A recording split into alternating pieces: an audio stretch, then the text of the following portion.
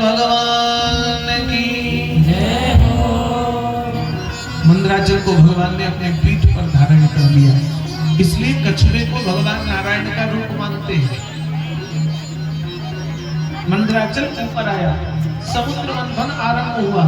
और जानो सब থেকে আগে সমুদ্র থেকে কি বেরিয়েছে? হ্যাঁ, विष। प्यासी से जोर कोई बोलो खावे।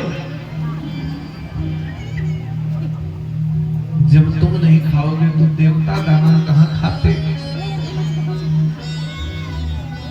दानवरा बोललेन আমরা পান করব না, দেবতা তোমরা দিয়ে যাও। ইন্দ্র মনে ভাবছে বাবা অমৃত খাবার আগে বিষ খাবো, আর অমৃত খাবার জন্য বাঁচবে কে? আগেই মারা যাব। ভগবান বলেছে বলি যা যা বলবে সব করবি, কিন্তু বিষ পান আমরা করব, কে বাঁচাবে? विष ले लिया। भगवान विष्णु से पूछने लगे प्रभु इस विष का करे क्या?